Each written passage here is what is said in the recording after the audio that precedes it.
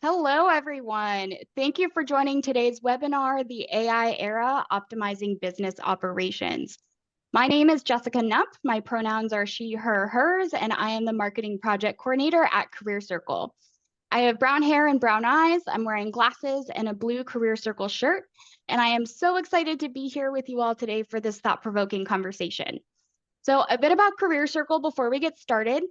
Here at Career Circle, we are a diversity workforce solutions company on a mission to change lives by connecting underserved work communities with career opportunities and helping organizations build skilled, diverse pipelines.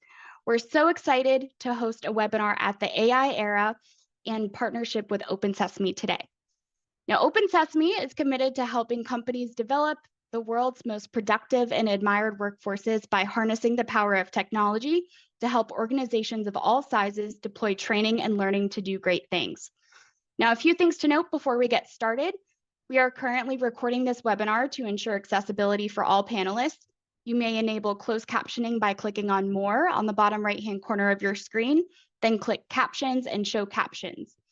Now, if time allows, we will have space for a Q&A. Please feel free to put some questions in the chat and we'll address them as they come in if we have time. Okay, now let's jump in. According to a survey from the Harris poll, approximately 69% of US hiring managers utilize generative AI within their organizations. As generative AI continues to grow, this percentage is expected to increase. We're just beginning to witness the influence of tools like Copilot, ChatGPT, Gemini, and other AI technologies on the future of work. Understanding the broader implications of AI is essential. With that being said, I'm so excited to hear from our panelists today. They're going to discuss their own personal journeys with AI, navigating the constant changes, applications at work, and ethical practices. Now I'm going to turn it over to our panelists for introductions. Lisa and Louis, would you please introduce yourselves and give a descriptive intro for our attendees? Yes, thank you so much for having us, Jessica. We're so excited to be here. I'm Lisa Wisner, my pronouns are she, they, and y'all, and I am proud to work with Louis. Louis and I both work at OpenSesame, all about developing the world's most productive and admired workforces. And my pronouns are actually a combination of being super inclusive in our community. And so as the enterprise curator of diversity, equity, and inclusion, I truly believe that part of our mission in the world is to create opportunities for people to feel welcomed and to feel like their workplaces are places that they belong. And so to that end, I feel like, when I do my description, I feel like, I can do my description, but I wear my hair different every day. And sometimes I wear glasses, sometimes I don't. And so today I am rocking an awesome background that has my information on the side. And I'm wearing a blue jacket, I'm wearing glasses, and I have braided hair today. And it's a pleasure to be here. Awesome. Thanks, Lisa. Hey all, I'm Louis Knupp. I'm the manager of AI and data operations at OpenSesame, and I also run a consulting business on the side to help businesses optimize their operations called Exonagon. My pronouns are he and him, and I have brown eyes, brown hair, a bit of a scraggly beard, and I'm currently wearing my gray OpenSesame shirt. And I just want to call out for any Star Wars nerds in the audience. I've got a little Grogu or a Baby Yoda, if you prefer the informal name, on a shelf behind me. So hopefully we'll have some fellow Star Wars nerds in the audience. But definitely happy to be here and super passionate about AI in general. It's literally half my day job, and just excited to be here and chat about it. That's awesome. Thank you so much. I love the personality in the intro. That's great. So I have been so excited to have you both here to talk about all things AI. Let's just jump right into it. My first question is, what is your personal and professional journey with AI? I'd love to kind of hear how you both got here. Lisa, let's hear from you first. Sorry about that. I was just mentioning how one of our participants is actually said, "May the force be with you, Raphael," part of that exciting introduction that Louis pointed out about his background. But I really feel like my AI journey is kind of like that, right? I feel like it's an exciting ride. And I feel like personally, I've really been fascinated with how technology has the ability to really support communities, whether underserved communities or thriving communities. All communities are empowered because of technology, and now specifically artificial intelligence. And I founded an organization almost, I would say, 15 years ago called powerup.org. And we're all about focusing on how artificial intelligence, technology in general, can actually eliminate barriers to inclusion in communities. And so thinking about underrepresented communities, I'm actually an immigrant to the United States, originally from Kenya, and I really saw that there was a barrier towards the people who had and didn't have. And so my mission is all about bridging the digital divide. And that comes from a passion of technology. And so I am professionally trained in computer science, and that's what I decided to do for my life. And I think that supercharged my learning into really how technology can be used as a tool of empowerment and how technology really is the game changer in our world today. And fast forward, now I work at OpenSesame, and I have the opportunity to work with multiple entities, multiple companies all over the world, thinking about how they can utilize technology, specifically e-learning content, to help them optimize their workforces. And so that's really where I come from in terms of AI. I mean, I've written a book about how to become an AI hero in regards to how you can use AI ethically in your workplaces. But also I'm part of tons and tons of communities that talk about how to bridge the gap in terms of technology integration and equity in the workplace. That's really, really cool. I'm excited to hear more about bridging that gap. Awesome. Cool, Lewis. Let's hear about you a little bit. Yeah, for sure. So, man, to be honest, my journey almost just started as a bit of a hobbyist before, our company decided to really embrace AI as a sort of an integral pillar to our mission and how we operate.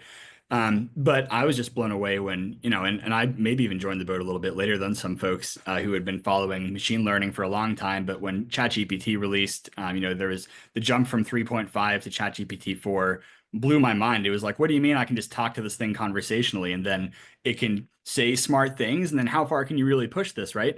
And it was that question of how far can I push this that really kind of got me where I'm at today. It's this constant process. And I think this will be kind of a running theme of just, you learn by experimentation. And with AI, the barrier to entry is, can you ask a question? Literally, like that's all you need to be able to do to get started with it. And then if you identify that there's things that you don't know, I mean, it's so conversational. You can ask it, and there's risk to that, which we'll cover later as we're talking. I'm sure it's not everything it tells you is always going to be 100% accurate, but it's better than starting with nothing. Mm-hmm. So that's really how my journey started. And then, from there, I started to really recognize a lot of things that we were doing internally as a company that could be made more efficient if we were using AI for them. And our leadership was on board, and in parallel to me kind of like playing with these things on the side, the company really started to talk top down from a leadership standpoint about how important it was going to be for everybody to embrace this. Not to sound hyperbolic, but I want to say our CEO said something along the lines of like, this is literally like the invention of electricity. It is the new industrial revolution. Like, if you want to be competitive in the workforce of tomorrow, you've got to start learning about this thing today. Because, it is literally going to change and already is changing, maybe just more behind the scenes than some folks see, but it's, the way we're working is already changing, and it's going to continue to change. And but to Lisa's point about the barriers, what's so cool about this tech is that literally all you have to do to start learning about it is just go to like openai.com or anthropic.com, like take your model of choice and just start talking to it and asking questions. You can even just ask it how it works. And it's you don't have to have some super formal education to understand how to use this stuff. You just be curious. Yeah. That's really cool. I think that's something that I'm always wanting to learn more about too, is, how do I stay up to date with the constant changes of AI? I know if I were to ask this question last week, it might, your answer might vary a little bit, but how do you personally continue to educate yourself with those updates of generative AI? Are there newsletters, or, do you create focus blocks? What does that look like for you to make sure that you're up to date with, those constant updates and changes? Yeah, I think Lewis got us started, right? Lewis, you were talking about going to Anthropic and OpenAI. Yeah, I was gonna say it's a mix for me. I mean, I check the sites regularly for the main for the main models. So, OpenAI.com, Anthropic.com, they both have like blog and news pages where they will tell you themselves, hey, here's our latest research. Here's what our newest model does. The other thing too, honestly, and you've got to be careful with this because, it's less of a centralized news source and not everything in there is going to be factual information. But I'm a big fan of Reddit. I follow like the Singularity subreddits and some other subreddits like ChatGPT has a dedicated subreddit. ChatGPT coding has more like technical side of using AI to do engineering type work.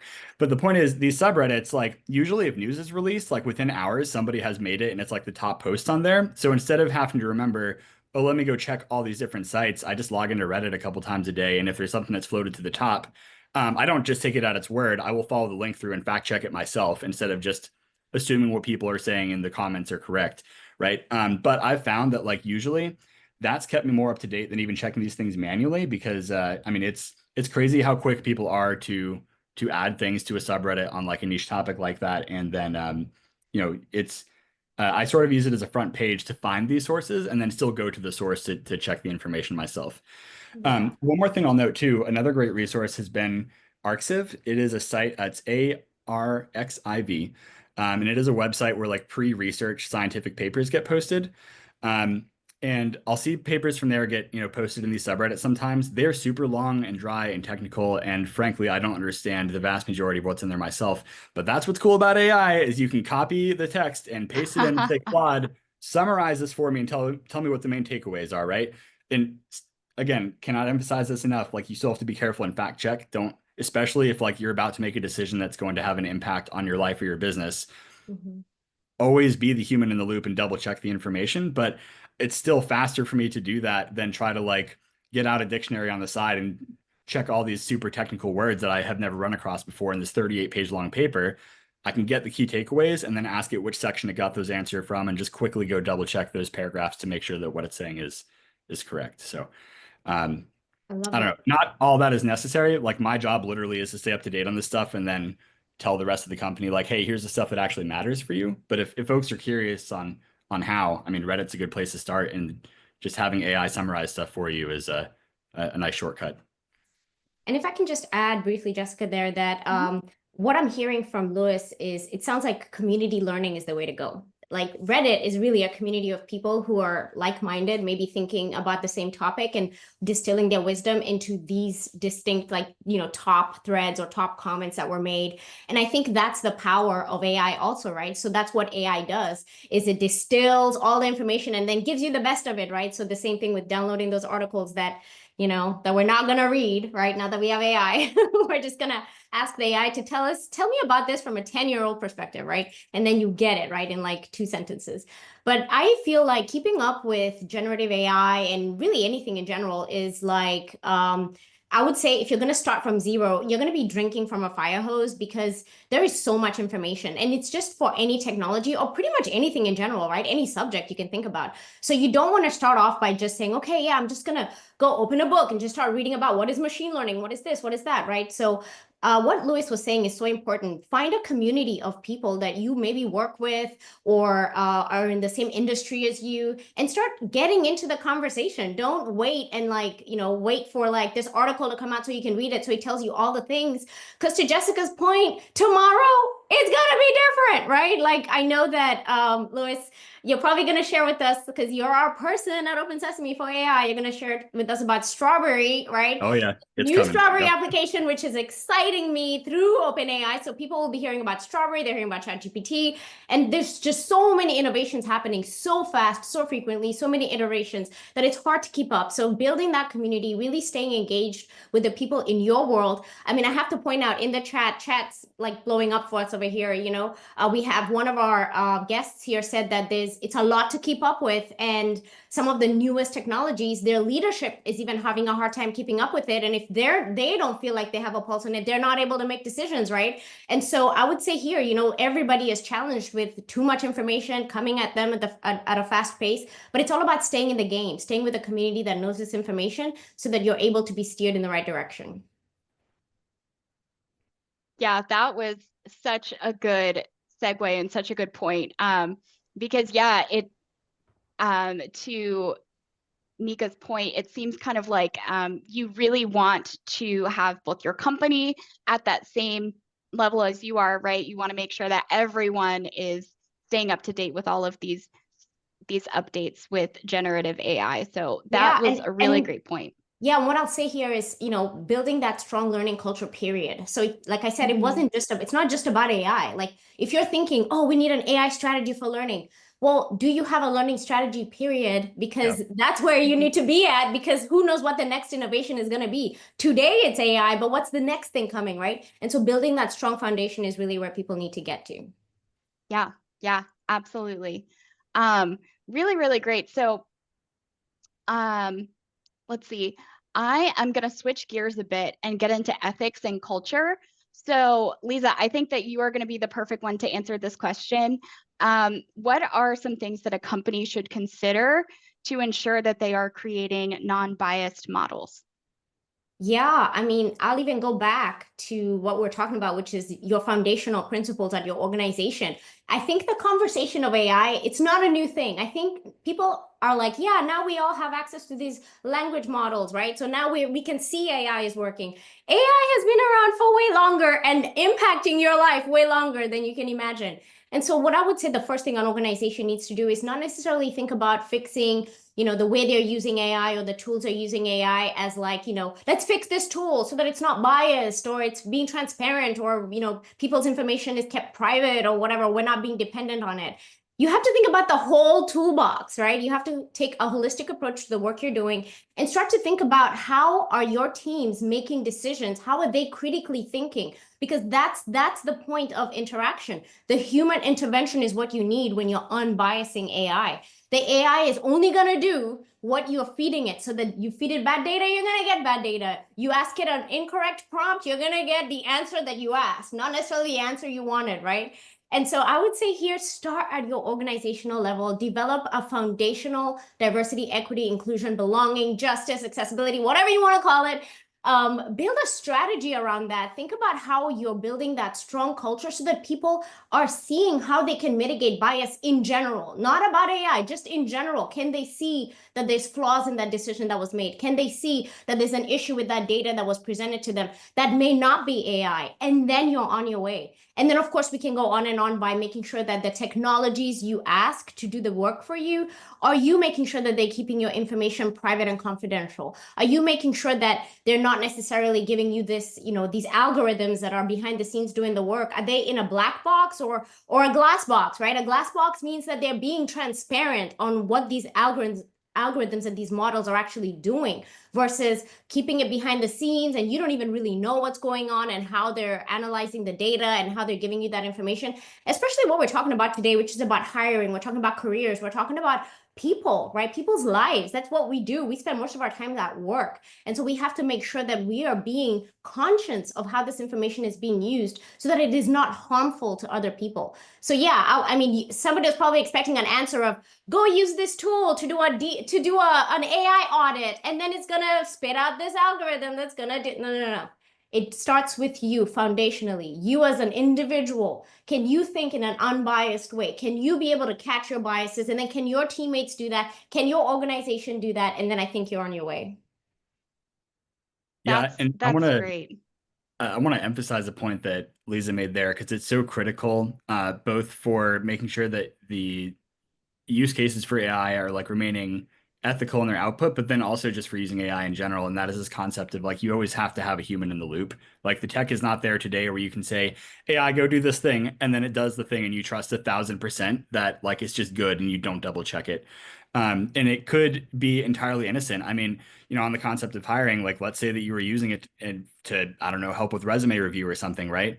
The more that you step back and just trust a tool to do something for you, whether it was AI or whether it was, prior to this, I mean, people were using other automated like resume checker tools. And it's, there's always, even with the best of intentions, or if you don't have those intentions at all, like the point is, a tool is going to work how it was built to work. And it's ultimately your responsibility as like the human in the loop to validate that what it's outputting is what you need it to be. Both from an ethical standpoint and even just from like an accuracy standpoint. Yeah, for sure. I think you both make a really great point about keeping the human involved. I think that's something that I try to include in my everyday practices when using Copilot or ChatGPT, like one, fact checking that the information that it's giving me is correct, but then also two, that my prompt needs to be a good and valid prompt, because Lisa, to your point, the answer that you get is only as good as the prompt that you put in. So really, really great. Cool, And on that thanks. note of prompts, Yeah. just to throw this out there too, because I know earlier we were talking about how everything changes so quickly.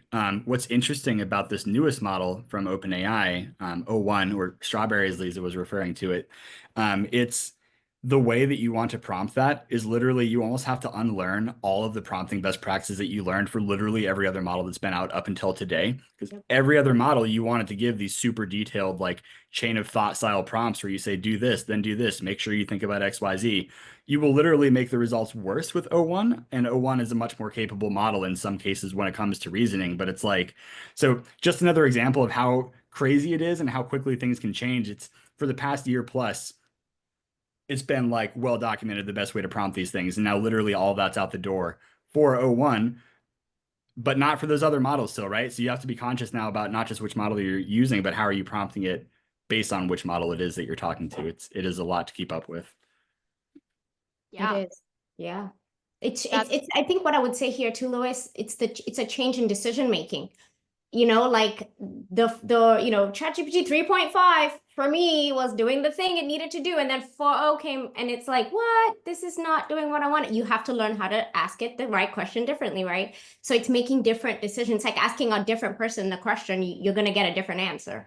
So yeah, it's a lot to keep up with. And I know the chat is kind of blowing up with like, yeah, but what do I do? You know, which course, you know, I mean, we mentioned Reddit, but I know that I've taken a Coursera course. There's actually a Coursera course that's absolutely free that you can take. So I don't know about any other companies who are offering courses, but if you go to Coursera, there's a generative AI course that's on there that is really good. It's a good foundational course to get you started.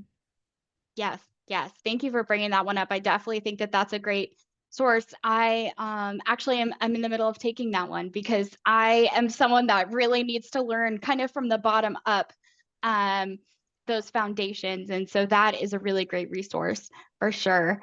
Definitely keep those questions coming in the chat where I'm going to make sure that we have time for Q&A at the end. So keep them coming and we'll make sure to address them. Okay, perfect. I kind of want to piggyback off that last question that I asked.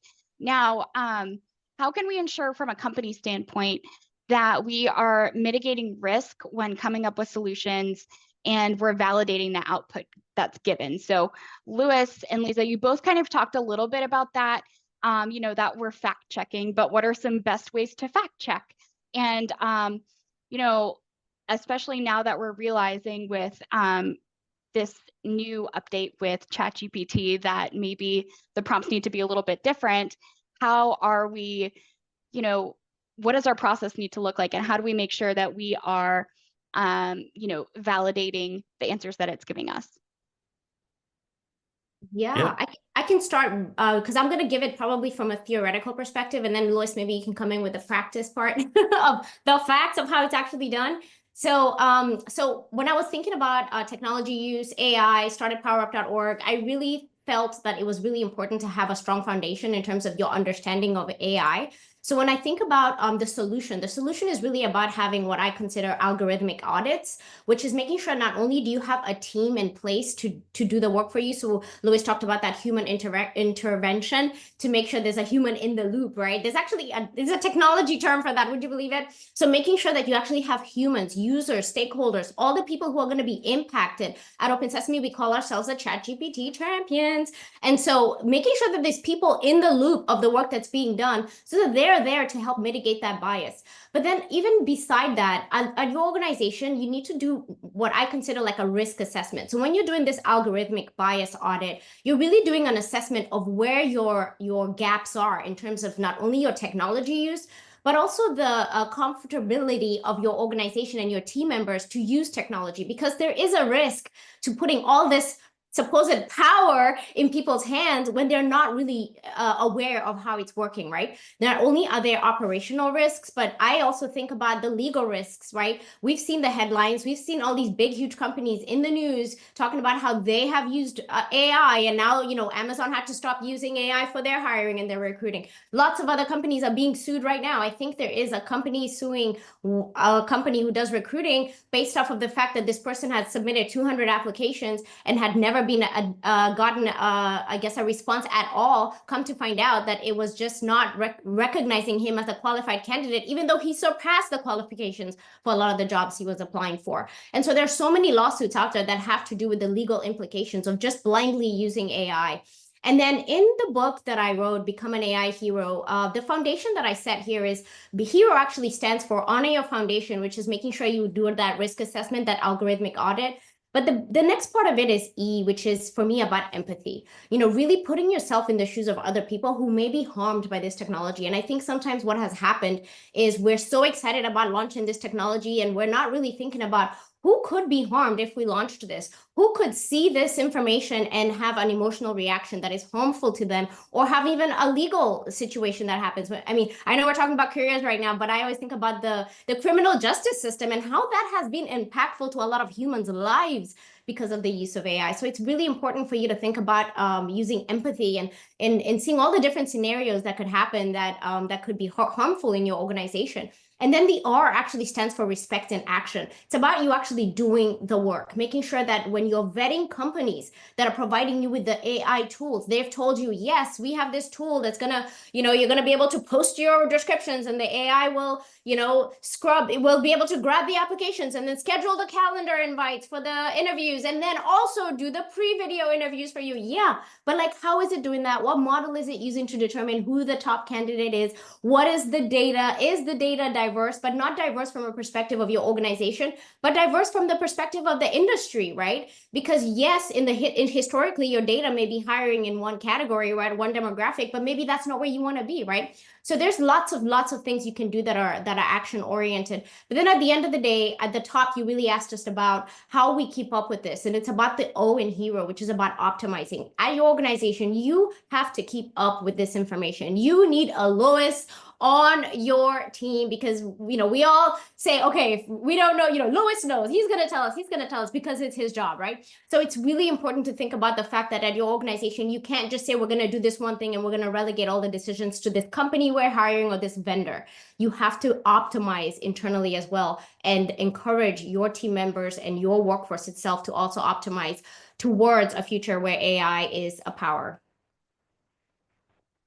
Really, really good. Thank you for breaking it down of each letter. I saw a couple of people shouting out your book in the chat, so I'm gonna have to give it a read. That's really cool. Thank you for that.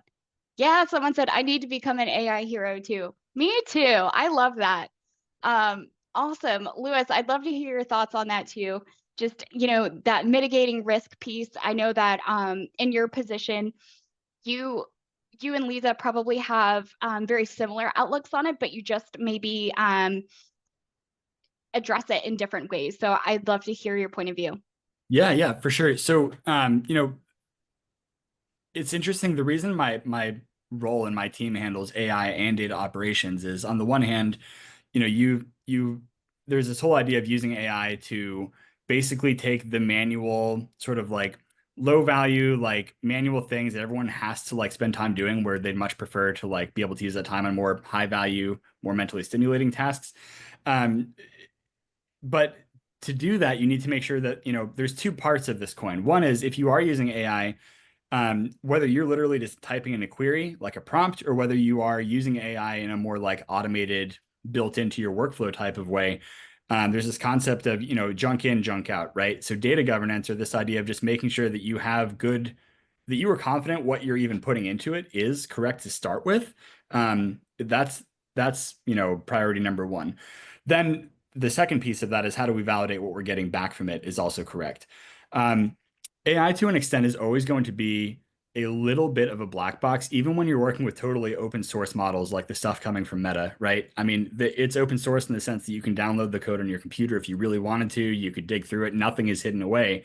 But It's built high level, and if you guys take any of these foundational courses, you'll see this. It's built on something called a transformer architecture, which is similar in a sense to the way that the human brain works. And until we hit a point where we know how every neuron in the human brain does every single thing that it does, we can't, it's a black box in the sense that you can slice it apart, you can look at it, but you still can't, say that you can follow every single thing that happened and understand that in its entirety. But you can still validate the output.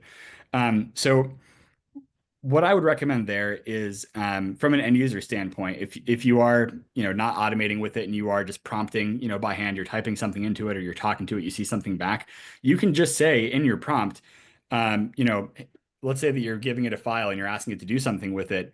It's just a good habit to build, and part of your prompt say, and when you give me your answer, for every part of your answer that you give me, reference back and tell me where you got that from the source material, right? Because it is super easy to catch hallucinations. Let's give a real simple example and say I told it to give me a table back based on a table, and I say, give me column A with your answer and column B with the reference to where you got that. I can quickly say, oh, wait a minute, that thing that it said where it referenced it literally does not exist in my source. That's not correct. That's way easier than for me to just get an answer back and then scratch my head and say, okay, well, geez, let's dig through and see if I can pick this apart and understand where maybe it got something wrong. Because inevitably it will.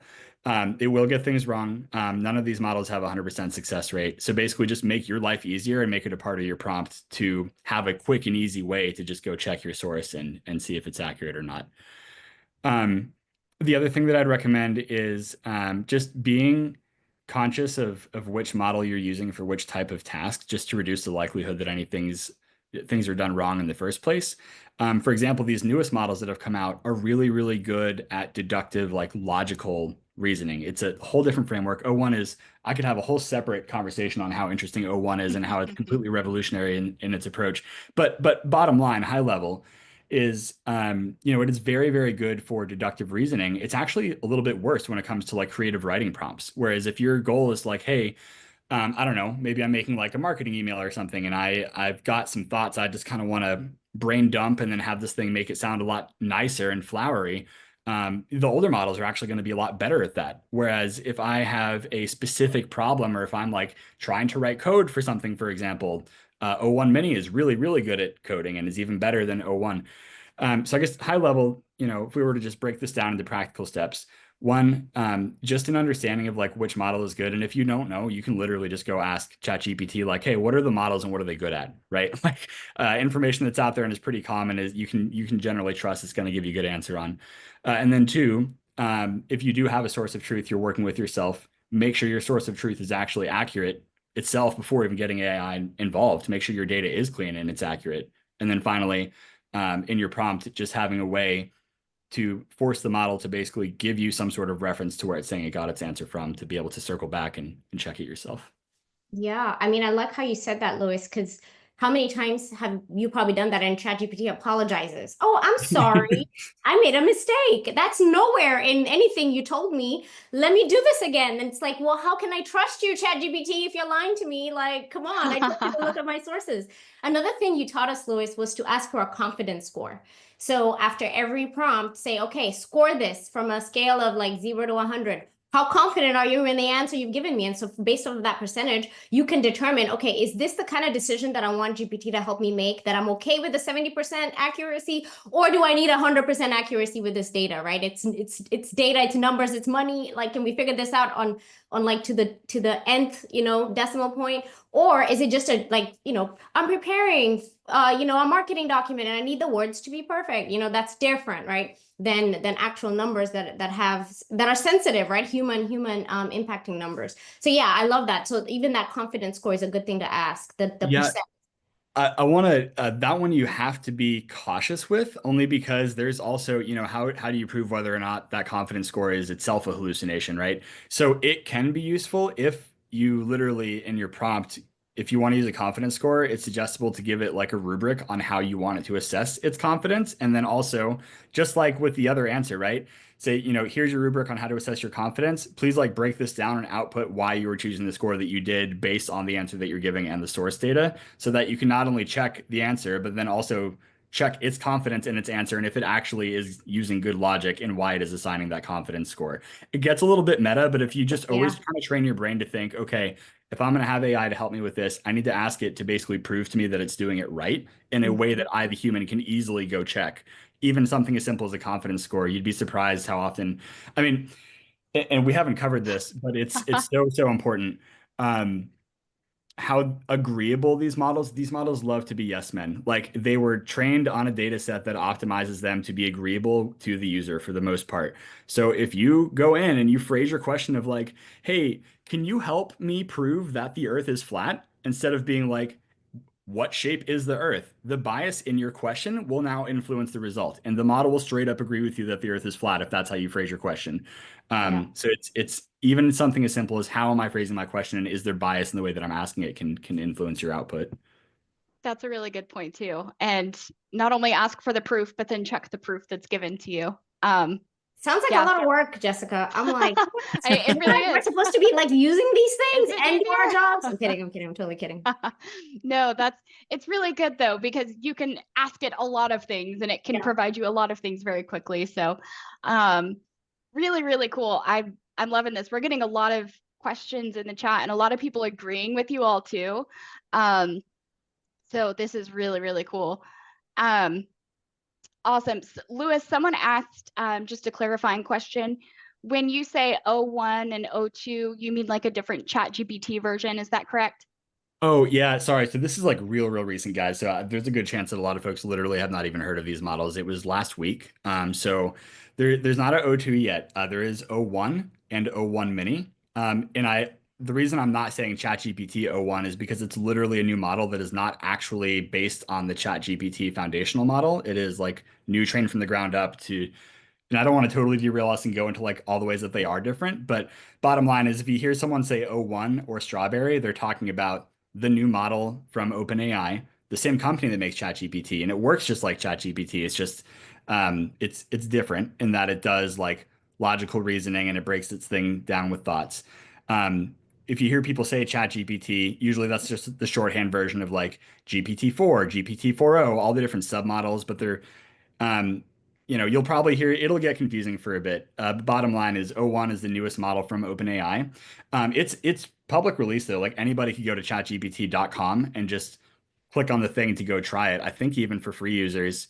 I know for a fact Plus users who are on the subscription, and I know that if it's not already available to free users, the company, I believe, made a commitment that like it would be available for free users at some point. Just to kind of go full circle, the best way to learn this stuff beyond just understanding from some of those courses how it works is like just play with it. So if you're curious, like, wait, why is O1 different? Or like, I don't really get what it means that it's a new model, just go try it out and like you'll literally see how it works differently than the other ones. That's and awesome. I think if I don't know if you agree that Strawberry is for me a step towards the right direction in terms of ethical use of AI. I feel like just the way it's doing its reasoning and it's going beyond just task automation and really having a plan, right? So for me, it's all about just thinking about beyond just step by step. You've asked me to do this, I'm doing it. I don't want to say it's thinking, it's an AI, right? It's an intelligent model, but it's doing it. It's doing it. So I think we're getting there. It's a step in the right direction. We're getting there. Yeah, I mean, there's an argument to be made on is it thinking? I mean, at the end of the day, like our brains are kind of just wetware computers. The architecture is actually not that different. So. Yeah. Awesome. Yeah, thank you. And thanks, Lisa, for putting your article in the chat. Everyone check it out. She wrote an article just about exactly what we're talking about right now. So definitely check it out. Perfect. So moving on a little bit about company culture. We've talked a bit about ethics. I want to talk about culture. So how can a company shape AI positive culture? So we spoke a little bit about how, if the employer has to get behind it, right? But how can we make sure that those things are happening? How can we, encourage employees to get behind that? And what are some ways that maybe OpenSesame does that? What are some ways that you've seen that happen in other companies? I'd love to hear from you both. Lewis, would you like to start us off, or Lisa? Yeah, I can start us off. I think part of the beauty about working for a company like OpenSesame that's fully dedicated to helping every single person who works here become the best version of themselves. I mean, I feel like that's my hashtag, be the best version life, whatever, best version work life, because I feel like I have all the tools, but also putting that investment, putting that human resource, like a person like Lewis, who is really doing that work. That is how you build a positive AI culture, by putting investment in the work that needs to be done. And it's about really making sure that not only is there lots of education, so Lewis helping us with our ChatGPT clinics and our ChatGPT champion sessions, right? But also having transparency in terms of the way the company is going to be using AI, or how we're going to be developing products that are going to have AI implications in terms of the way it's operating. And so I wanted to start by just mentioning, building a positive AI culture is about engaging with the community itself and making sure that they have the tools to also be empowered to use the AI. Do you agree, Lois? Yeah, 1,000%. And I mean, to be honest, that pretty much was the approach that we took, at OpenSesame before I even started my current role. The initiative was run by this gentleman named Ganesh, super smart guy. He kind of had been taking our AI initiative forward and took me under his wing a bit to keep things running. And then when he left, I was able to kind of just step in and keep it moving. But the reason I mention that is I don't want to take credit for starting this. I really just kind of kept it moving once Ganesh got it in place. But it was this concept of the clinics that Lisa mentioned. And essentially what we did is, I mean, once a week, after the company got ChatGPT enterprise licenses for every employee in the company, it was, hey, we all have this new tool, but like, what the heck do we do with it? The whole idea of these clinics was, let's just have a place where anybody in the company can come join. And we're going to start with real basic stuff like, what is it? Where do I go? Like, do I go to chatgpt.com? What kind of questions can I ask? Like, what do you mean it hallucinates? What does that even mean? I mean, so like just really starting with the super basic stuff. And some of them would be presentation style. Some of them would be more workshop style clinics where we'd be like, hey, we're going to demo a thing and then have you do it with us too. And then we'll kind of just pass around I mean, we're remote companies, but pass the mic proverbially, like people can screen share and kind of just speak to what they're doing and seeing and keep it interactive. I think it was just this idea of like, you know, give people the guardrails, right? I mean, because you also don't want to say go do literally anything you want with it, unless maybe you do. I guess it depends on the company you're working at. But if your company does have things that like are okay and some things that are not okay to put in it, that communication needs to be clear, or people will just err on the side of caution and be afraid to touch it, right? So you need to make it very clear, like, hey, you can do I mean, at OpenSesame, it is okay to use it for personal use. So like, and that was put out there as a encouragement to just get people experimenting with it. It can be intimidating to try to use it for a work task if like you don't even know how or if it's going to help but you're comfortable doing it your way. So why spend the time trying to get AI to do it if you already know how you do it, right? That's a valid thought process people go through when they haven't had a chance to experiment with it. It's a lot easier to be like, let me see if I take a picture of my fridge, can I say ChatGPT like, I don't have time to go to the grocery store. What can I make for dinner with the ingredients that I have? Right. Like, or I mean, I literally use it to help figure out pool chemicals. Fact check that, right? Because that's dangerous if you get it wrong. But the point is, I mean, there's just all these like real life things. Where my go-to is if I had a situation where I'm like, all right, I could spend a few minutes thinking through the proper way to do this, or I could just kind of brain dump into this tool and see if it helps me. And sometimes it does, and sometimes it's obviously total trash. And I wasted 2 seconds typing this, but not a big loss of my time. But it's just that type of experimentation, and the stakes are so much lower when it's personal experimentation versus work experimentation. So I guess more than anything, what I would say is it's a culture of just like encouraging experimentation, encouraging people to go play, and just saying like, get your hands on it, just mess around. Sometimes it'll help and sometimes it won't, and that's okay. But the more that you just use the thing, the more you're going to just sort of intuitively start to understand when and where might be good chances to use it to actually help in your work life. So I mean, if we had to really just boil that down into the two main themes, I think one is just encouraging folks to experiment, and two is being very clear in your communication as a company, like what is okay to use it for and what's not, so folks aren't scared. I think that's really great, because especially that kind of just like weekly clinic time where everyone, it's like, this is our time that we're going to devote to it. Let's try it out. You know, maybe your colleague has certain ideas and things that they tried out that you wouldn't have thought of, but now this thing that you've been stuck on for 2 weeks, you can get it done lickety split because you have this tool. So, and I think those clinics also feel like celebrating our quick wins, because sometimes we could be learning in a silo and just saying, yeah, okay, now it's helping me write emails better, or it's helping me process my Asana tasks better. I just spit it in there and it extracts all the data for me. That's great.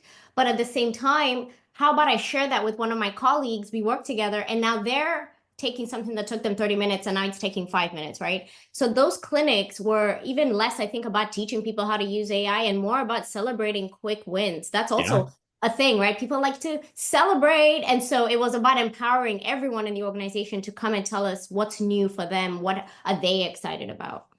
Yeah, no, that's a really good point, actually. And I mean, to be honest, I think it's going back to what, you were emphasizing earlier, Lisa, the importance of kind of like a community. I mean, your coworkers can be your community at work if you're able to get this, either if the company backs it formally, or if you just get a small group of coworkers that you just want to experiment and kind of like informally share things with.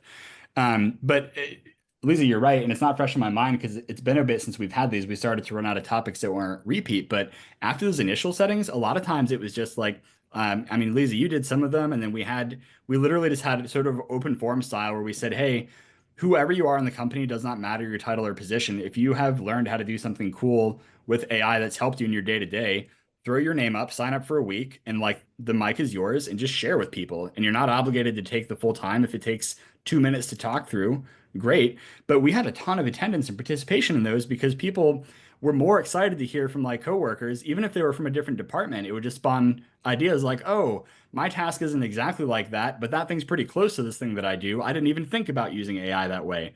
And it sort of just becomes this like people organically sharing knowledge with each other in a way that's like really hard to do if you just have like one person whose job, my job isn't even, I mean, you know, I know, Lisa, you were saying like, Lewis, you're kind of the guy, but the truth is, I don't want to be the guy who says, here's how you use this stuff. It's almost more, you kind of just need to facilitate. And as long as there is a framework in place for the company to have people teach each other, that's where the real power comes from, in my opinion. It is. And I know this question is going on and on, but you're bringing up such great points. It's a good one. It's leadership buy-in, because I think permission to do these things is essential. And the only way you have permission to do this and freedom to show up for these clinics is if you have that leadership buy-in. Mm-hmm. So I know here at OpenSesame, by the way, in the chat, a lot of people are like, my company doesn't do this. I'm like, we're hiring. So go look at our things we're hiring. Anyway, well, all I can say here is that I think part of this is also putting data to the work. We did have some OKRs, some key performance indicators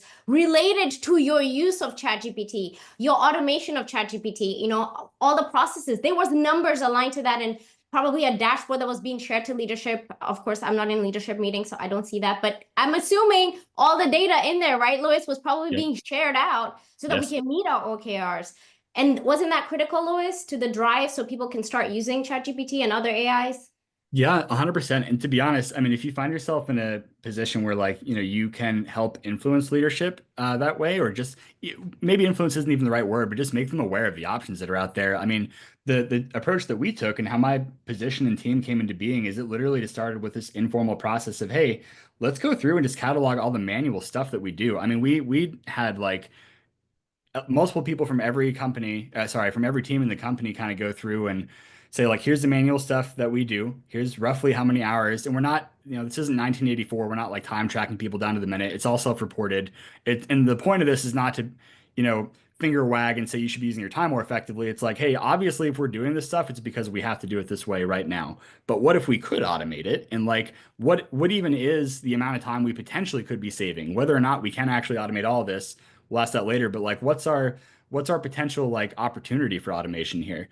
So it was a pretty easy win at that point. And the company, to be honest, it was an easy win for us because our leadership was already very bought into AI. But even if your company isn't, if you can say, hey, we spend X number of hours, once you know how many people it affects and how many hours it's taking, it's just math at that point to say, well, here's basically how many hours as a company we're spending doing this thing, right? If AI could help us automate even 25% of that, I don't know. And I mean, no one wants to get into like actual salary data, but if you just Google like what's the average salary for like whatever position is doing this thing, you can get an hourly rate from that and say like, hey, leadership, we could save ballpark this much money every year if we could have permission to use this tool for this thing. And once you've got data to that conversation becomes a lot easier because it's now grounded on something that's going to have a real impact and not just this, I want to use AI because it's cool. And it is cool, but it also can have real business impact. So if you can ground it in numbers, it's those conversations are a lot easier. Yeah, no, that's a really great way to kind of put it. Like, well, we can impact the company positively by doing it this way. So why wouldn't we do it that way, you know? Awesome. I'm going to ask one last question and then we'll have a few minutes for Q&A. I see a lot of really great questions. But this last one, I feel like kind of just wraps it up with a bow pretty nicely. So what general tips do you have for leaders as it relates to AI? And it doesn't have to just apply to leaders. It could apply to anybody. But, you know, I would love to hear from your point of view, you know, maybe leaders that are rising up into AI. What do you think about that? Louis or Lisa? Yeah, go ahead, Louis. Oh, sure. Well, so I mean, just speaking for myself here, I think what's really important is, and I just think this is an important facet of being a leader in general, whether this is around AI or not, but definitely applies to AI. And that is, I just really think, you know, it is important as a leader to sort of frame yourself as the facilitator and not put yourself in the position where it's like, I have to be the one to figure all this out, because that's just never going to go well, especially with AI, because it is changing so rapidly. It's okay to be a leader and not be the person who has all the answers. And in fact, the most successful leaders are the ones who just openly say that and help enable the people around them to be successful. So now you do have to, you know, there's also responsibility and liability as a leader. Like if your company does have security compliance stuff, don't just go totally free range and say, hey guys, go use all these tools, go like to chatgpt.com right now and go put all of our customer data in there. It'll be fine. Like that's a horrible idea. So if you know, if your company doesn't already have access to these tools, you definitely want to check with whatever your version of IT or security or compliance, legal, whatever.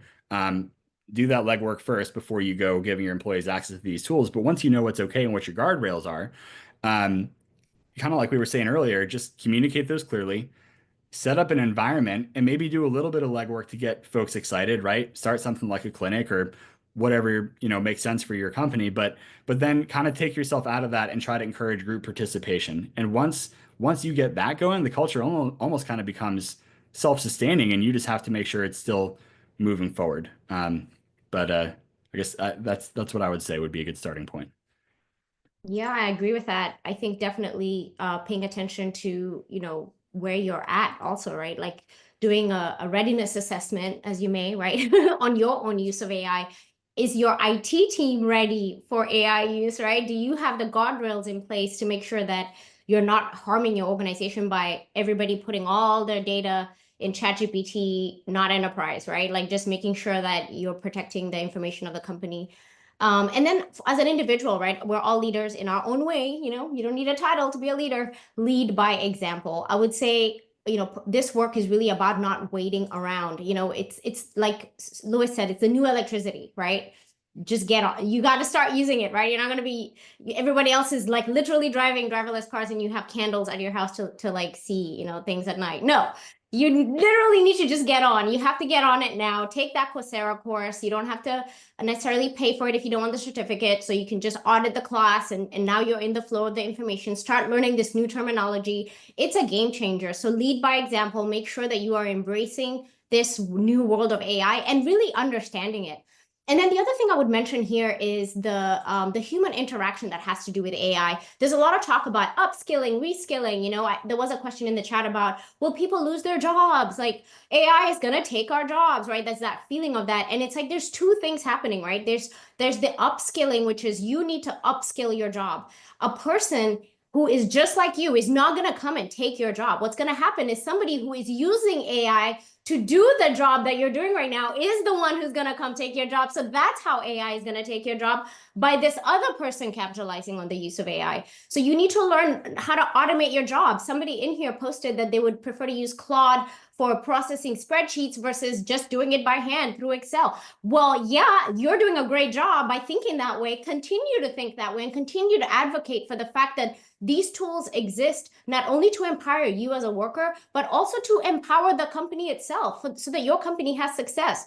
I mean, we're not going to tell you all the numbers in terms of productivity costs and savings that we're having from using AI in automating processes here at OpenSesame, but it has been so substantial that decisions have been made determining our direction at OpenSesame based off of the results of just this half year. Not even a full year, y'all. Just this half year, the data of the automation and the savings and the processes that have been able to not only be eliminated, but optimized just because we're using AIs. I mean, I'll tell you this, you will not be at a loss for getting in the game. So if you want to, do what's good for you and your family, right? You need to become the leader of AI in your industry. So whatever industry you're in, just start following those people in your industry who are talking about artificial intelligence, who are talking about technology, so that you're in the game and you're actually getting that information and learning how to automate the processes you're already doing. That is so good. So many tips. We're getting so many like amazing reactions. This was really, really, really great. I have time for about maybe one, maybe two questions, depending on our answers. So I'd really like to get those in if I can. Lisa, I know that you were talking about some communities that you would recommend for people. You gave a link to your Power Up platform. Is there any other LinkedIn communities, or Louis, do you know of any that people can use to get more information or connect and network with people? Yeah, I mean, I dropped that link because I know, even though it's on my website, I use my website as like my own little tracker and database of like tracking all the things AI. So it's really just a tracker of different communities I've been able to find that resonate with me. So like I said, find your people in this AI space. So you'll find that some of the communities I have are like the Algorithmic Justice League, right? Because we're focused on algorithmic bias and thinking about underrepresentation in terms of the data sets that are in AI and how they can perpetuate biases in our world, right? So there's just a lot of different communities that you can join. These are just a few that I have listed on here.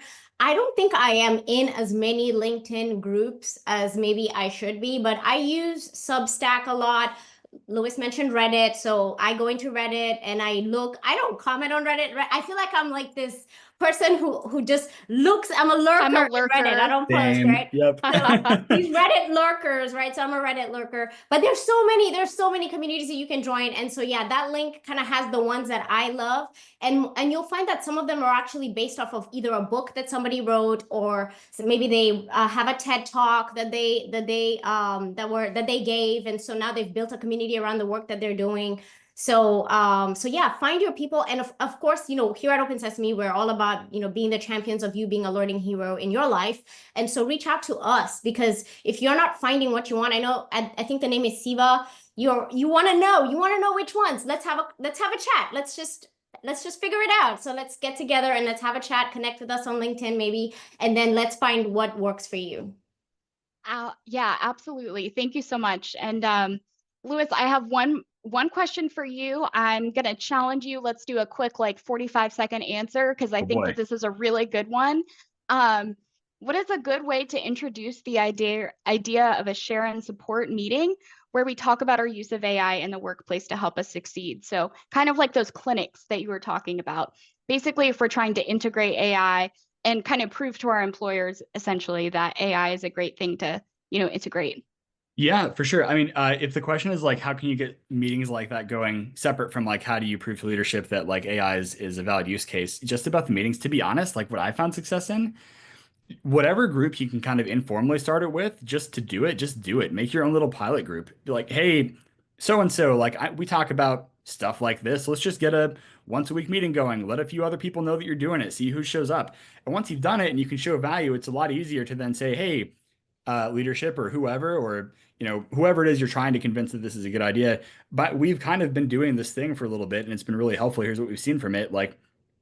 Do you mind if we open this up to the company or to the team or department or whatever level you're trying to open this up to? I'm a big fan of just kind of, if you've got the freedom to do that in your position, just do the thing, show that it works, and then use as results to get buy-in at that point. That's awesome. Perfect.